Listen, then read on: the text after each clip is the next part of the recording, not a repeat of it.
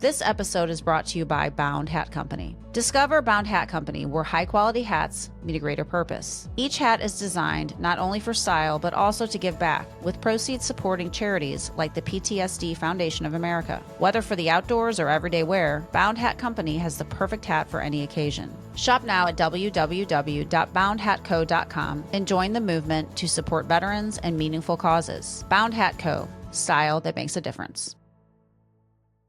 The following podcast discusses sensitive topics. Listener discretion is advised. If you or someone you know is struggling, call or text 988 to reach the Suicide and Crisis Lifeline for 24/7 confidential support. Welcome to Survival in the Trenches, Life Beyond Loss, a podcast where we share the powerful stories of those who have faced extraordinary loss and found the strength to push forward and triumph. These are real journeys of resilience, courage, and hope. Join us as we uncover what it means to rise above, even in the darkest of times. Hello, everyone, and welcome to Survival in the Trenches. My name is Kelly Chandler, and I will be your host. Today, we are honored to sit down with Dr. Ginger Nicol from WashU's Healthy Mind Lab and CHIRP. So I wanted to step back a little bit in time, and first of all, welcome. Thank you. And find out more about you as a person and how you got here. Gosh, well, I have been here for 20 years. I came here from Iowa, where I went to medical school, and I came here to pursue training in psychiatry. WashU is pretty well known for being one of the places where biological psychiatry was sort of promoted early in the field's emergence in the United States. And that was something I was very interested in, was trying to understand how psychiatry is a branch of medicine. It seemed mysterious. You know, there's the brain, we know how it works, but not how consciousness works and how emotions work. And so this was, you know, like I said, 20 years ago, and I was very curious about that, and this seemed like the place to come and really learn that. So I came here from not that far away and ended up staying because also didn't know I wanted to do research, really. I mean, I knew I was a curious person. I had a lot of questions that remained unanswered after my training was done, but never really saw myself as a researcher per se until I started working with folks here who kind of, you know, when research is your job, you teach the skills, you see how it's done. And I realized there was a place for the questions that I had, that could actually be a job. And so I got kind of, you know, indoctrinated into that world of just because we can't answer a question doesn't mean we shouldn't try. Sure. And psychiatry has been like that. It's been behind other fields of medicine in terms of how we measure things has not been as precise. We don't have blood tests for a lot of the things that we know are clearly not okay. We don't know how our treatments work the same way we know how antibiotics or cancer therapies work. But that has really changed in the last decade or so, especially here, because of some of the work that's been done here in neuroscience and neuroimaging. And so getting to be adjacent to those people and working with them and sort of being immersed in these questions of pharmacology and how do our treatments work, which is what I initially started exploring when I joined the faculty. It seemed like a really natural progression to then eventually end up with psychedelics. Because psychedelics offer this really interesting window into how things are happening because it is so fast. And you know, that's one of the challenges actually of doing the research when we talk about blinded clinical trials. We don't know what you got, you don't know what you got. But when you get a psychedelic, usually you know. And so there's sort of that natural unblinding that happens. But from my perspective, that means we can ask all kinds of really interesting questions about that process because we know it's happening. And so then we get to really understand how does the feeling of it correlate with the biology of it in a real-time sense. And so it's a really fantastic time to be doing this work at a place like WashU where we have all the tools and expertise to really dig into that part of the process. Absolutely. You have some of the most prestigious people in the country and in the world, arguably, that are right here. Right. You being one of them. No, it's actually phenomenal that, you know, right here in the Midwest this work is happening, and we feel so privileged to be able to talk about that work, because it could be very, very life and societal changing depending on how things go with the research. And it sounds like even from a young age, you were comfortable operating in the gray. You're comfortable operating with not having an X plus Y equals Z answer. And that's what you've traversed into now. You're kind of operating in this area that is still undefined, still requires a lot of additional research and time to get to the results you're hoping to garner from all of that work. Can you tell us a little bit about how this came to be? Because you're new, you're fairly new, a year, is that what we're understanding? Well, it's so interesting because the regulatory aspects of doing work with psychedelics in humans in the US for the last, 10 to 15 years after the Controlled Substances Act happened in the early 70s, right? And drugs got scheduled, it has been difficult to actually start research programs. And so it's really only been in the last couple of decades that we've started to see more of the rigorous clinical research coming up, but the regulatory hurdles are quite significant. And so we actually started the process of getting regulatory approval to do our first clinical trial in 2018. And then we were just getting ready to start it when the pandemic started. And because it involved imaging, we actually had to kind of put a hold on that because the world was stopped and we didn't want to put people at risk for infection. So we actually ended up getting started probably almost 2 years after we got, the regulatory process started. And so we learned a lot. We, of course, adapted and were able to get the study done. And we just published it this past summer. So in that sense, right, it's still pretty new, the results being out and us talking about them and thinking about what comes next after that. That's fascinating, and I'm sure the world did. Well, we all know the world came to a halt. So that, on top of being extremely, what I can imagine is a very rigorous process, you had to handle that hurdle, and to re-energize everyone and get back into it. I'm sure it took a lot of coordination and work. And is it because everyone's so passionate about the work, or what's driving?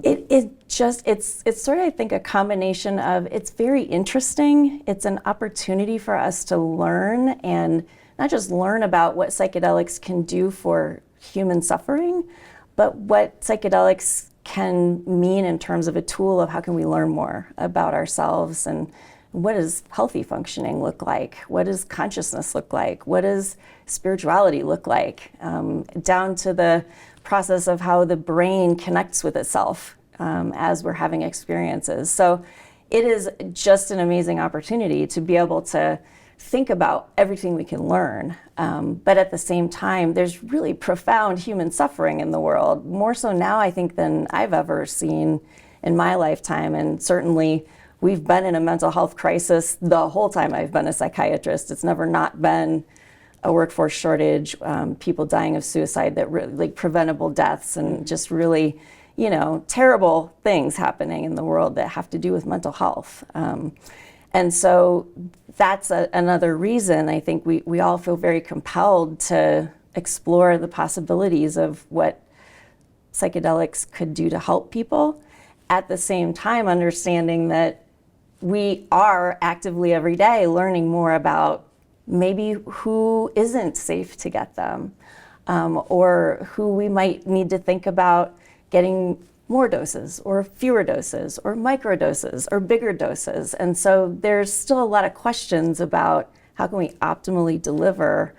And when you think about people that know psychiatry, that know how to do clinical trials, that also have all the regulatory things in place to be able to study psychedelics, then it becomes sort of like we have to do this now, because if we don't, it will take everybody else, however many years to get through all these hurdles to get started. And so that's the place we are now, is trying to prioritize, like, where do we go first, and how do we keep the pace reasonable but not overextend ourselves so that we, miss things that are important, or don't take opportunities to ask the right questions, or, at the very most serious end of things, we don't keep people safe, and that's our primary job. So there are a lot of really interesting things, but I think just a lot of momentum, a lot of interest, a lot of passion, a lot of really brilliant people interested in this. So it's overall a really good time, I think, to be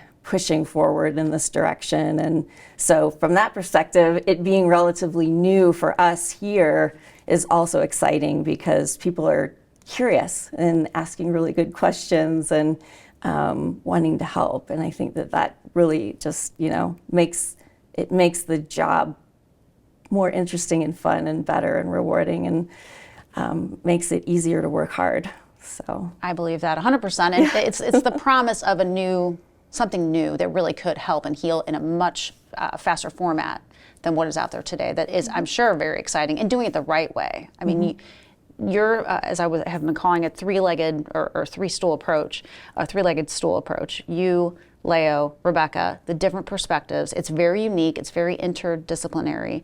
And you talked about on some previous phone calls that WashU is uniquely positioned with some of the other research that they're uncovering when it comes to the study of the brain. Can you talk about that a little bit, the imaging and the different things that are happening in the brain?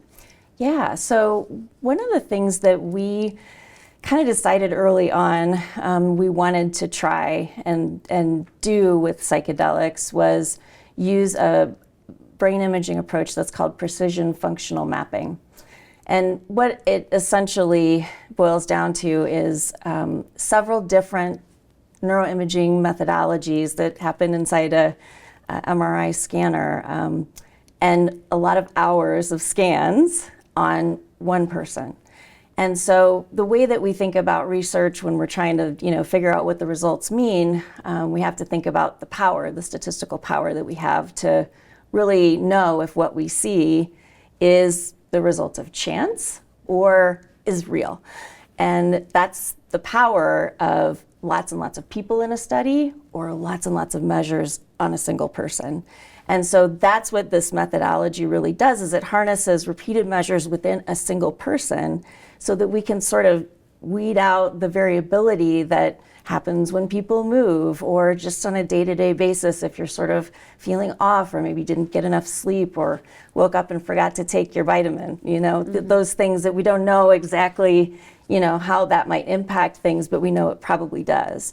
And so many measures on a single person, what we saw over time in our first psilocybin study is that an individual person can have as much variability within themselves as they do to another person. And so when you take out that variability, you have much more power then to really understand what's happening when a drug like psilocybin is on. The other thing that we did was scan while people were having their peak psychedelic experience, which was a really interesting thing to plan for. And I have to be honest, we weren't sure it was going to work because that's a pretty big contextual factor, right? Most people, when they think about psychedelics, they've heard the term set and setting. That those two things are really important to the type of experience you have and whether it's therapeutic or not. And being in an MRI scanner is part of the context, and there hadn't been a whole lot of research up to our study telling us that was going to be positive. Mm-hmm. We had one study that suggested it might be a negative experience, and so we were sort of banking on the idea that people would have lots of scans before that day, and so they would kind of know what they were getting into, and then doing some preparation, not necessarily psychotherapy, but educating and preparing and helping people kind of think through what it might mean to be in the scanner while they're having possibly a mystical experience, right? Mm-hmm. And so that was a lot of what we were worried about and planning for. And because we used this approach of many, many scans, we kind of got this effect of people were used to that. So that wasn't as big of a part of the variability on the day that they were in the scanner having their peak psychedelic experience. Sure. And we're able to have meaning and mysticism despite all the magnet noises going around them. And it was beautiful data. It really told us a lot about just what happens to your brain when you feel a spiritual kind of awakening or important kind of feeling that you're connected to the universe in a way that is much more important and much bigger than yourself than you realized. It's fascinating, and I'm thinking about the pictures of the brain that you all have shared from these scans. And there's this, what I'm assuming now is definitely a misconception, that your brain just stops at a certain age connecting in certain ways. And your data showed that the brain ahead of time, the brain during that experience, and then afterward there were new connections. Can you talk about that and the potential and what that means? Yeah, so I have to, give full disclosure. So I'm a clinical trialist and psychiatrist, and the folks that really helped us design and understand the data that we collected are neuroscientists and neuroimagers. And so I am neither, but thanks to those colleagues, I feel like I have a bit of a better understanding about just what this imaging technique can tell us about what happens to the brain during a treatment.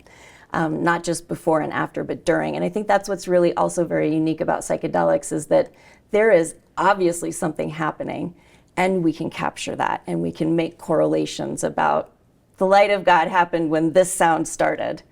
And this is how your brain was connected within itself differently than it was before.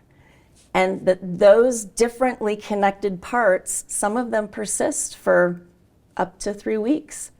Maybe even longer. And so that's one thing that I think is really important. Now, the people that we studied were not people with conditions that psychedelics are currently being tested for FDA approval. So that's, we were sort of purposefully trying to work with people that might be more like just kind of general population to start with.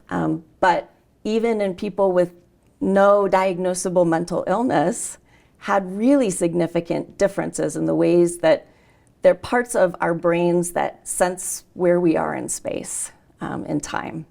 And so when you talk to people who've had a psychedelic experience, those are two things that are really connected to your sense of self, ego, and so that ego dissolution, now we can sort of say these parts of the brain are not connected the same way on psychedelics as they were before.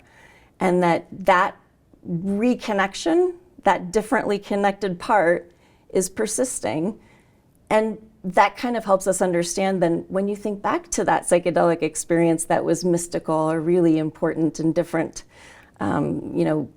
maybe more important than anything else you've ever experienced in your life. This is how people describe it, that the memory of that is potentially reflected in this differently connected brain that you have for a few weeks afterwards.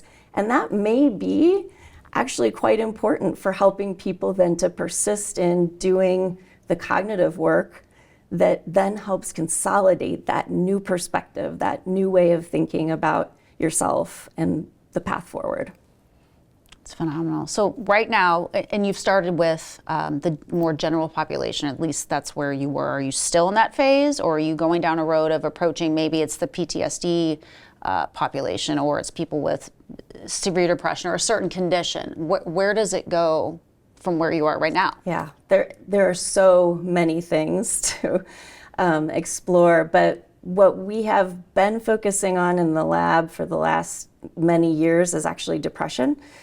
Depression and anxiety, and those two things overlap and also extend to so many other disorders, because sensations, emotional kind of negativity and fear and worry and kind of preoccupation with those sorts of things, those are symptoms that are occurring across many disorders like PTSD, obsessive compulsive disorder, addiction, trauma, that is, just trauma in and of itself, even if it's not physical, emotional trauma.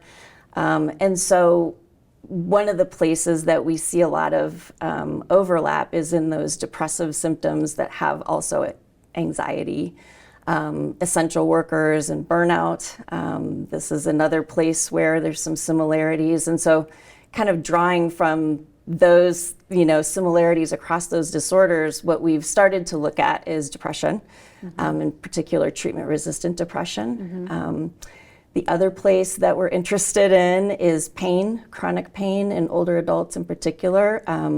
There are other populations where we're really concerned about opioid use and abuse and addiction, and especially in older adults where there are all kinds of reasons why that would be very unsafe for them. And it's a growing proportion of the population.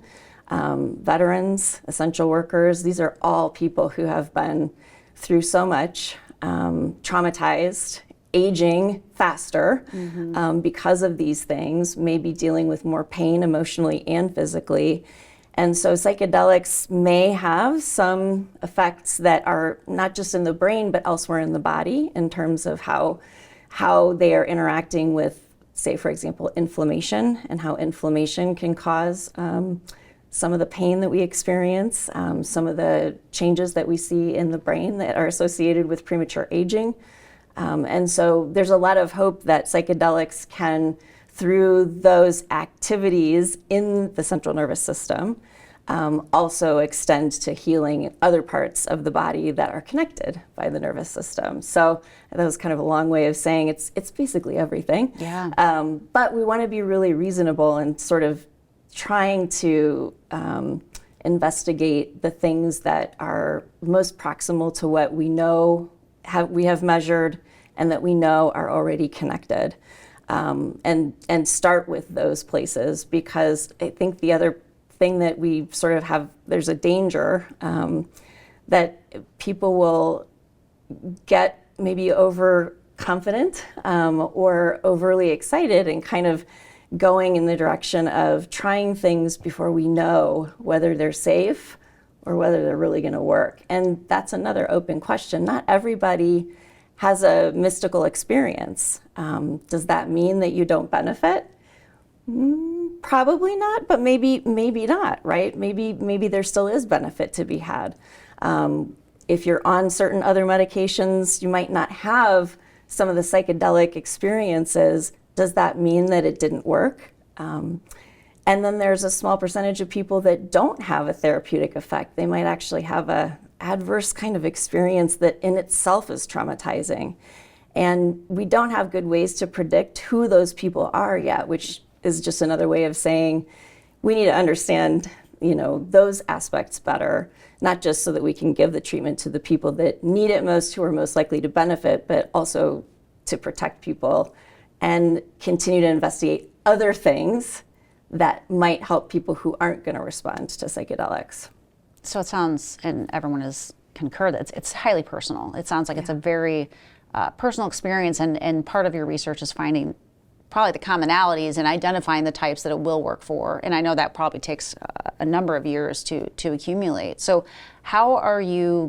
what information, I guess, are you gathering at this point in time, and how are you turning that around and digesting it and sharing it at such an early stage? Mm-hmm.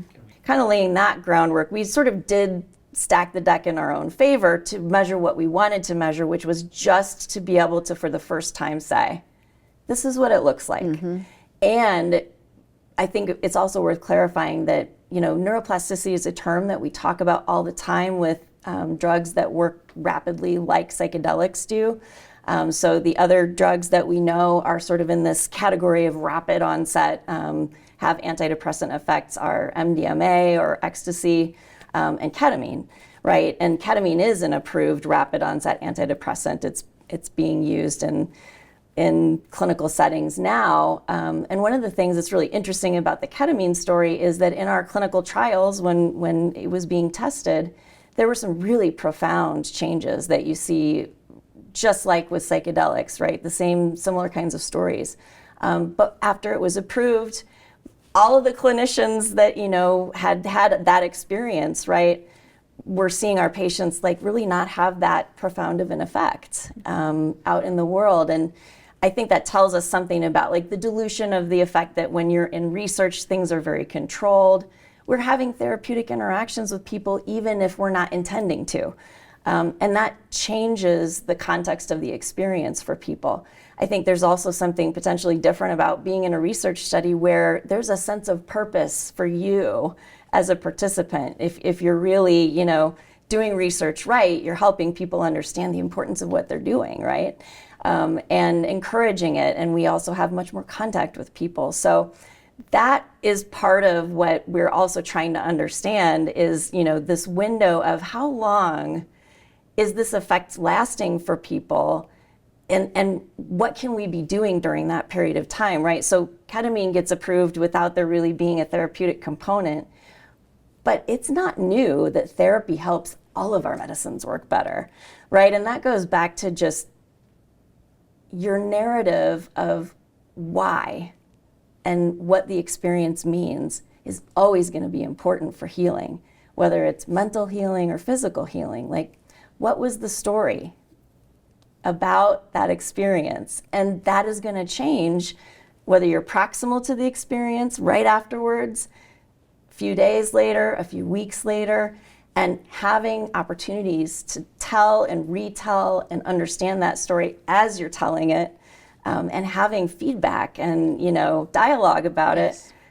This is really important for consolidating new connections. And so that's the part that, when you go to physical therapy after you get a knee replacement, let's say, you kind of have to relearn how to walk.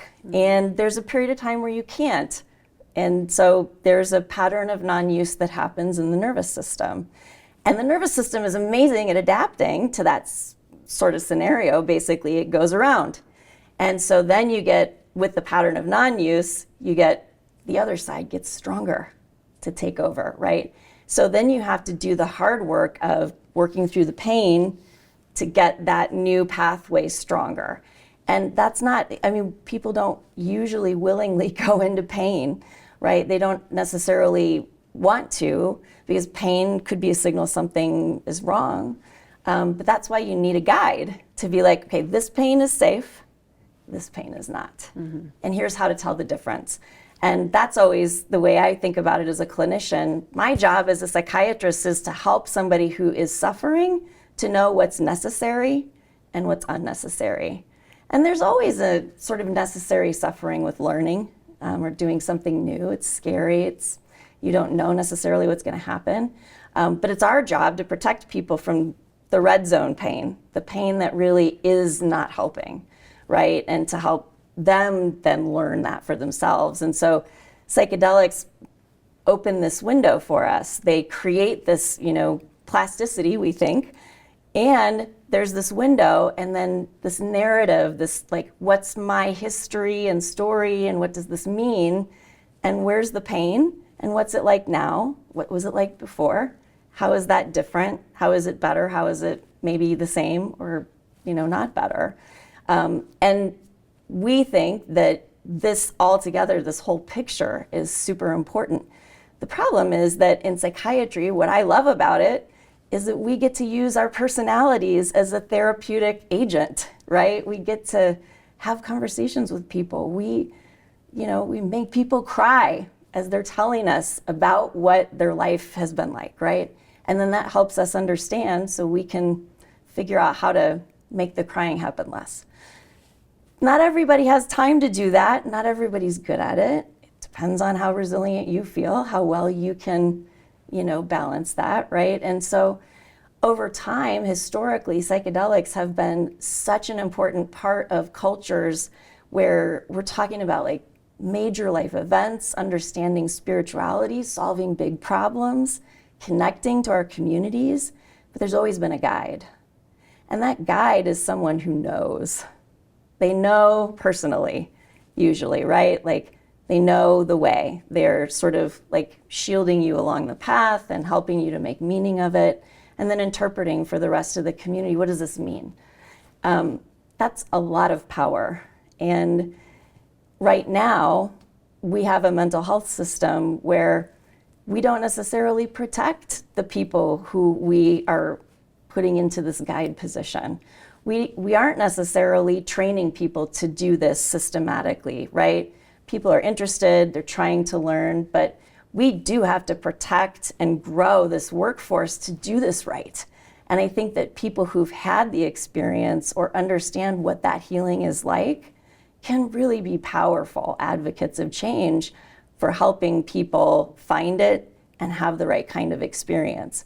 But there's also a risk with that, because when you are the person that's using your personality to heal another person, you have to also understand that that's a vulnerability. And vulnerability is powerful. It is the antidote to shame and loneliness. but it also can be a deep place of risk for some people. And so all healers have wounds, right? Right. And so we have to help the healers understand where their places are that are a little bit vulnerable, and how to strategically use that to help people heal, but then also to use that knowledge to fill that part of themselves up too.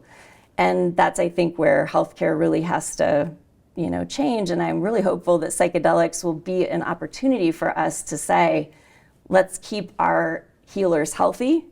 Let's inspire more people to be healers. Let's not make people who are wounded feel like they can't heal others. And that's been, where we've been in medicine for a little while. Hopefully COVID has changed that. But it's really just like a kind of a perfect, not storm, I guess, but like a perfect sort of, combination of political and social and everything context in the world. We need psychedelics more now than ever. And so we just have to be smart about how do we use the science and the knowledge about the biology, which is really still in its infancy compared to what, Rebecca and Leo and their disciplines already know about. How do we harness this power? Now, how do we let science catch up with those things that we already know, and use measures like brain imaging and, the ways that we think about precision medicine and psychiatry have really evolved now. So, right, precision medicine used to be only in oncology. We can figure out the DNA of your cancer and we can target it.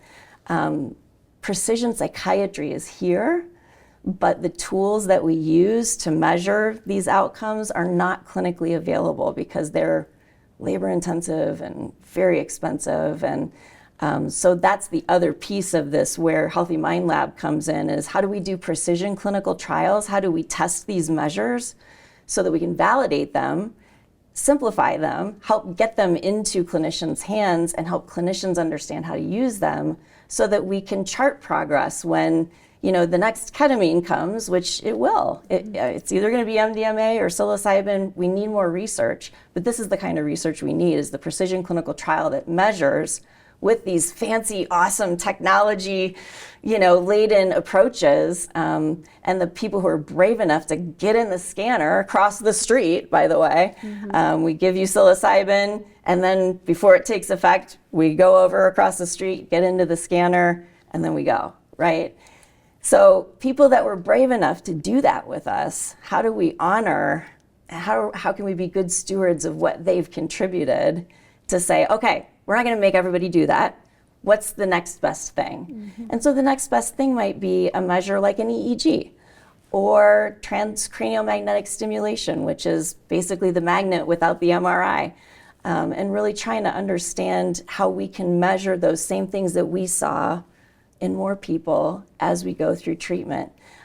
Digital health is another way that we think we might be able to track moment to moment, day to day changes in mood that, it used to be you would see your psychiatrist once a month, and we would say, all right, check these boxes for me. Like what, are you sleeping okay? Are you eating okay? Have you lost any weight? Are you feeling sad? Do you cry at commercials? Okay. Well, how far back do you remember? If I say to you, in the last 2 weeks, right, what do you remember in the last 2 weeks? Yeah, not a lot. You need that up to the minute. Right, like you remember yesterday, right. Or you remember like 2 weeks ago, you had like this terrible fight with your best friend, and then like that's the thing you remember, right? You remember peak experiences. So digital health allows us to do more kind of random sampling, more frequent sampling. We have to be careful about not, bugging people too much, Sure. right? But there are ways now that we can capture such better data on what people's experiences are like, and we don't have to rely on that sort of peak end experience that the brain is remembering, because that's how we survive, right? But it's also not how we thrive. And so this is an opportunity to intervene as we measure. I think that's the other thing, that the more we measure, the more we change what it is we're actually trying to measure. And so we have to be mindful of that as well. The more you ask somebody to tell you about something, the more likely it will be to change because you asked. Sure. So, yeah. So the way that Leo explained it is you've basically a 3-year window at where you are currently, which that goes by in a blink, as we all know. And so how many people have you studied, and what's your goal by the end of the study? Do you have a certain number of people you need to look at, or what's success look like? So with the measures that we've just kind of, I'm not going to say pioneered, but in this population, in this way, using neuroimaging the way that we have, we don't have to study hundreds of people. But the next study will be hundreds of people. It has to be, because we have to work out some of our other precision measures. So one of the studies we're going to be doing in the next few years that's related, but not necessarily psychedelics, is using data we've already collected to understand what sort of treatment a person is going to respond to. So developing a biotype using genetic, brain imaging, biological and behavioral data, cognitive testing, to say you have the kind of depression that seems sort of like maybe you had like a traumatic inflammatory insult earlier in life and that set you up on this pathway of risk, and you just haven't responded to the traditional treatments. And so that biology means you should be on this treatment, versus maybe you had kind of a later onset of depression, and maybe there was something related to, let's say a medical process like diabetes or cardiovascular disease, and the things that also put you at risk for that. And so you have this kind of depression and this kind of treatment. So that's the next thing that we're going to be testing. And we don't expect that really probably more than 30% of the people we biotype assign treatment to are going to have a better improvement. But then that opens the door for what else is psychedelics. So then looking at studying a biotyping approach, collecting all this data that we've already collected, to be able to say who's going to do better on ketamine or psilocybin or MDMA. And so that's sort of what we're thinking about right now, is how to use those precision methods to then figure out a little bit better way of targeting treatment and personalizing treatment. And at the same time, starting to think through what the therapeutic approach needs to be based on that data we've already collected of when is the window. And what's really exciting is that we also have imaging here that it was actually, the clinical application of PET imaging, which is positron emission tomography, using radioactive tracers to help us understand what receptors in the brain are being activated by a drug or a disease process. And so it is more invasive, there's a little bit more risk, but it tells us so much about what drugs do in the brain in real time. And so the next study that we'll be doing there is looking at what is a marker of neuroplasticity in the brain, and can we see that change when we give people psilocybin? So that will be another first here, and we hope to start that study later this year. That's exciting. In 2025. Yeah. Yeah. It's incredible. I'm so fascinated by how you're bringing all of these concepts together, and how your group is approaching it from all of the different vantage points. And how do you take their backgrounds that help inform the data? Meaning, like, you get your data from a scientific or medical perspective, then you take their backgrounds, and how does that all come together as far as publishing something? Yes. So one of the things that we've really been thinking a lot about, and I know the world is really thinking about this, right? Like, anybody who's smart, it doesn't have to be people in academia. And actually, I think the rest of the world is smarter in a lot of ways that we aren't, right? But in the real world, healing from mental illness takes too long, even when you have access to good care and frequent care. So one of the things that we're trying to sort of figure out with Leo's expertise, and he and I have worked together on this in other areas, so schizophrenia and cardiovascular disease risk. So our patients die 15 to 20 years earlier than the general population from things that are preventable, like diabetes and heart attacks and strokes. And so he and I have worked together to sort of figure out, like, we're the ones that do therapy and understand how important that is. Teaching people how to live better is in a lot of ways the same, but the health system isn't structured in a way that welcomes that initially, right? In healthcare, we are trying to fix what's broken, not prevent the break. And so Leo and I have thought a lot about how do we prevent the break? And so we're still actively doing that work, but taking those principles and trying to understand how they might apply to how things are emerging with psychedelics, because psychedelics is not just a medication, it's a whole process and it needs to be timed. We know that. And so that's one of the things that a big challenge that we have is trying to figure out how to bring the different parts of the healthcare system together in concert in a window of time when it's most effective and at the time when the patient needs it the most, to the patients that need it the most. And so those are things that have to do with just like, how does the health system work? How do policymakers think about it? How do payers think about it? And everybody is thinking about it, but not necessarily talking. And so one of the things that we are really excited about doing in the next year is going to be bringing all those players to the table and going through a systemic process of let's figure out where in all of these different spheres there's overlap and where are things sort of like breaking down and repetitively kind of just keep going in the wrong direction, right? And then let's pinpoint what can we change about that. And by bringing all those stakeholders to the table, they are people that are in their fields, in their areas of expertise, having influence already. And so maybe not always decision makers, but adjacent to decision makers, informing that process so that we can get things worked out so that psychedelics can be available in the right way to the right people at the right time. So that is like the health systems and the sort of way that I think, Leo's expertise is going to be so important. He's really pioneered, this approach, which is collaborative intervention planning. How do you get all these people together and prepare or adapt something to make it work best for the right people? And then Rebecca's perspective of just medicalizing something that's been part of spiritual and religious and cultural, values and belief systems for millennia, right? And now that it's kind of in this sort of gray area of is it legal, is it not legal, is it medical, is it not medical?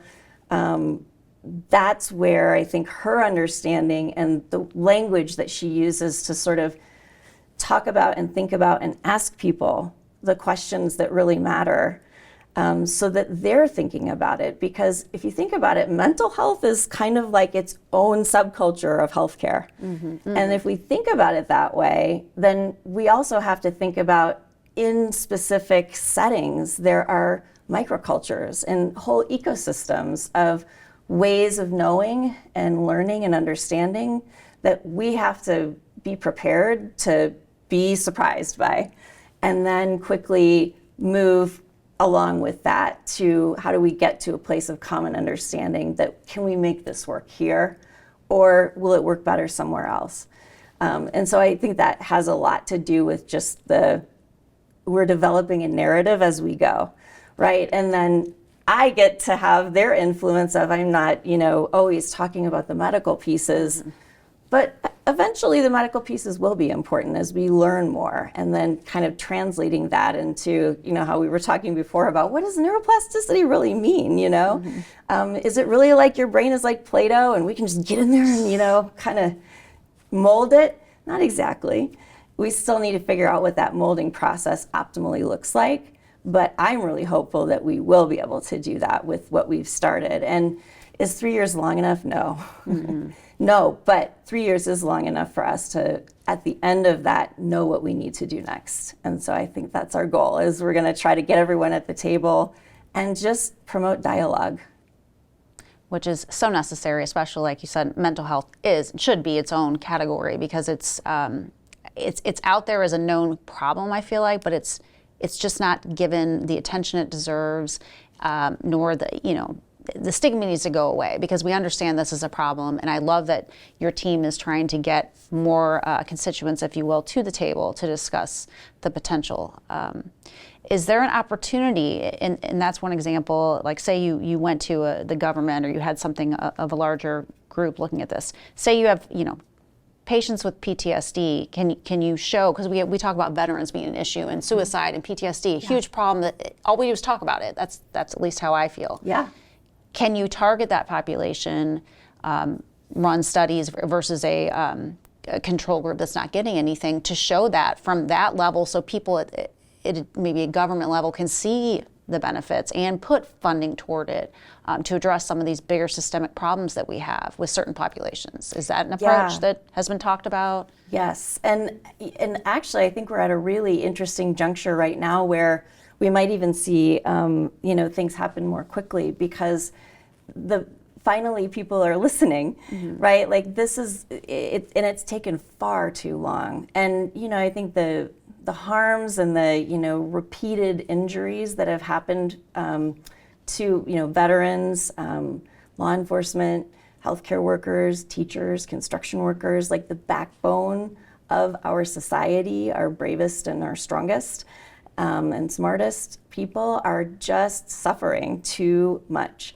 And so I'm really hopeful that, the few states that have gone towards decriminalization and legislative reform have also started to budget funding towards research that they can then bring a task force in of smart people who can say, let's really focus on this problem. And it opens up a door in a way that wasn't there before because people are right to be skeptical when you say, we're just going to study veterans because that's where the money is. That's also opportunistic. But when you have a mandate and you have a group of people that are trying to work at the safety aspect of it and doing it the right way, then you have all kinds of opportunities. And it also kind of then helps to balance out that, well, it's treatment, but it's also research. And so I do believe that both can happen at the same time, really need to happen. And that's where I think the expertise of implementation science that, Leo's really been kind of pioneering in mental health here really is about doing both at the same time. Really yes, we are building the plane while we fly it, but we're holding it together and measuring things as we go. I sort of think of it like, when they fly the big airplane into the eye of the hurricane, and it's like, the pilots are like, yep, this thing's never gonna fall out of the sky, it's just too big, right? Because they're confident, they know what they're doing, and they're powerful technology, right? But they go into the center of the hurricane and they measure things, and they come out and tell us what it means. And so, yes, we are going to go into the hurricane, but we're going to do it safe and come out the other side of it with knowledge that helps us adapt as we continue. And that's how life is, right? We don't get to just stop and study things before we make decisions. We do have to roll with things. And so I think that it's a really great opportunity to sort of see how legislative reform is starting to progress. And we did an analysis a couple of years ago, seeing just, how that has been progressing and are getting ready to look at that again. And it's changing really fast. But people are connected to each other, and there are now networks of people who are talking with legislators and policymakers and advocates in the community. And so it's really great that you have the organization that you have and the network that you have, because that's going to be really important as we start to have these dialogues. What does the community already know? And what are they learning as they do it? And yep, we're going to make mistakes, but that's how you learn. Sure. So absolutely, and that is exactly, that's how you live your life. You don't get to stop and freeze and reassess. You waited until you were ready. You would never be ready. Right. So it's exciting. I'm sure it's scary at times. It's that unknown, territory, but there's so much energy, it feels like, behind it, and at the root, it's for the common good. I feel like there is so much energy to find something that gets people to healing faster, and that's exciting to think that really can happen. And it's not new, but it is. So right. We've dealt with the And that's one thing we have to get over as a society, is the stigma that has been built. And I'm sure that is part of the conversation, because it has been built up in most people's minds that this is a scary journey or a scary thing to enter into. So you have a lot of things at play to manage. And I'm sure that can be daunting at times, but it's incredible work. We've been given a really awesome opportunity to just focus on this. And so I feel like, now that we've got the team and, people are willing to talk about it, I think that that's the best place to start, is to sort of be like, what are the questions? Where are the challenges? We're all in it together, kind of like with COVID, Yeah. when we all sort of learned, yep, everyone cries. Yes. Even CEOs. Yes. So tell our listeners a little bit about how things have changed have they changed as you're getting more attention? I feel like this is probably something that's like a snowball effect, and maybe it's not, but I feel like society is very curious about this right now, as we've talked about. And are people coming to you more? Are they, individuals are like, I want to do this. You've talked about just the general population can apply. Is that true? I can sign up and be like, hi, I can be like, I want to do this, and I would get entered into a system. How does that work for the general population? Yeah, so, we always have to give the caveat that, there's only us right now, but part of, what WashU's funded us to do is to expand the infrastructure that we've started so that other investigators can start to plan studies and start studies in their own areas of interest. And so pain, chronic pain, end-of-life anxiety and cancer, or you have a cancer that's remitted, but it probably will come back and we don't know if it'll be in 5 years or 15. How do you handle that? It really stops your life, right? And so we see there's a lot of opportunities for helping people through these difficult aspects that, are sort of like, yes, you're going through a major medical issue, and obviously there's a psychological effect, but that isn't part of what we're usually dealing with. And I think now medicine is at a place where they're like, this is the biggest problem, is helping people live while they're healing, right? Because again, life doesn't stop. And so to that extent, we know that there are going to be more studies coming up in the next year. We don't know exactly which ones will get funded and when they will start. So we've started a registry of sorts, so people can go to our website and they can, search around. We'll have some good information that just is sort of like, what is it like to be in a research study, and questionnaires that people can answer to then get into the registry, so that when these studies come online, then we can contact you and say, hey, you're eligible. Are you still interested? And then part of our community outreach is going to be focused on helping folks that are doing healthcare in the community to learn about psychedelics as we learn about them, so that they can be having conversations with patients about them that are honest and authentic and true to the best of their knowledge, right? I think a lot of conversations get avoided in general healthcare right now because people don't know the answers. And so we really want to be a resource to the community, not just for people who are like, I want to try this, or I think I might benefit, or I know somebody who might. Call us, come get on our website, tell us about yourself. I can't promise that we'll be able to answer everything fast, but we will answer, because there probably is going to be something for you in the future here. There's so much psychedelics. That's the thing that's so fascinating, is that I've never seen an area of science that just is so all-encompassing in the ways that it could help us learn, from politics to engineering and all the way around and back again. So this is a really great time, and so I just invite people to contact us. Our website, just put in chirp at WashU, and it'll come up for you. And it's a little bit under construction, but bear with us. And then, we're going to start to have some events coming up that will be, for the community to be able to ask questions and to kind of have dialogue back and forth. And so stay tuned, and we'll have all of those posted on our website too. Thinking to how the drug is administered in a clinical setting versus how psychedelics have been administered in a non-clinical setting. Can you tell us the differences between those experiences and why you're approaching it this way and what you've learned maybe from that tribal knowledge? That's a good way. That's a good way to say it, because I think, I mean, right, it's true. It's like there are different ways of knowing. And in psychiatry and in the behavioral health kind of field, probably in the last 50 years, we've just made that leap from it's part of the culture. We use cultural terminology to describe mental illness. We, sort of like talk about things as traits that we can't change, or flaws in people, and not, results of environment and genetics and the interaction between those two. But we've learned that that's true, that there's a biology and a context because we've done observational science.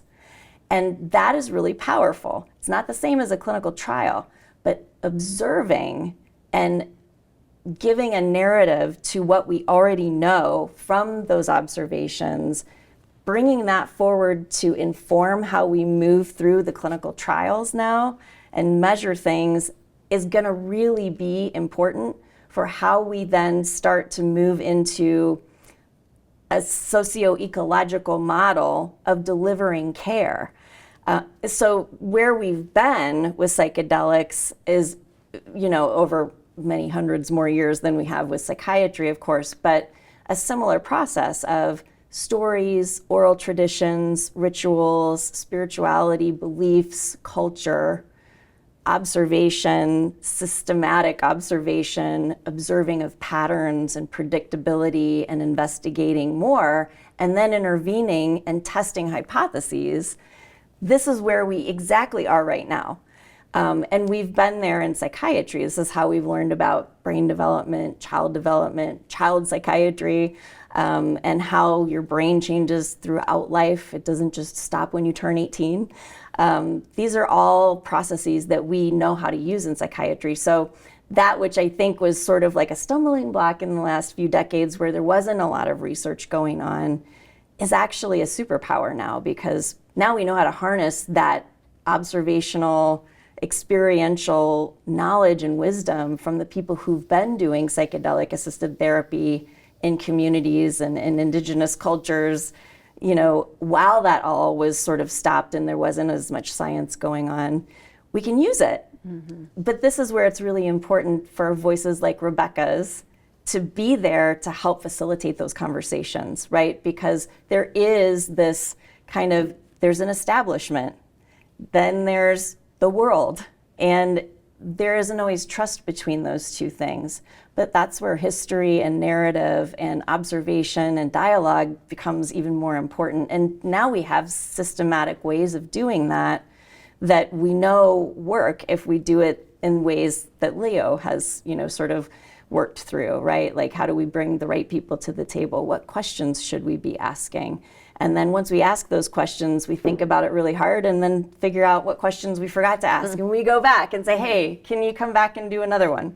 And then we plan the next set of studies so that we can figure out, okay, so then we have all these people right now who are very interested in learning how to do the therapy. And we know what works from the past. We know what they already know. We know what they don't know. Mm-hmm. And it's going to be a collaborative learning opportunity. So this is where the learning community becomes really important. And so, trying to harness that which kind of is already established in academia, but opening it and bringing in the different ways of knowing so that we inform the process of teaching and learning and then paying it forward. Absolutely. Well, we want to thank you for your time today. It's incredible research that's being done, and we feel very fortunate that it's being done right here in the Midwest, locally, and it's going to change the world. I really feel that way. I feel like what you guys are doing is incredible, and that by involving the community in different vantage points, you're approaching it in the right way. So we wish you the best of luck, and congratulations on where you've come so far. Thank you. And thank you for the work you're doing. I think this is a really important part of the conversation. I'm looking forward to hearing more about what you learn as you talk to people and their experiences with it. I appreciate that. Thanks so much. Thank you. You've been listening to Life Beyond Loss, a podcast from Survival in the Trenches. If you'd like to get involved and help those struggling to cope with personal loss, visit us at our website, survivalitt.com, and follow us on social media. Don't forget to subscribe and share this podcast so we can continue to grow and reach more people in need. Together, we can make a difference.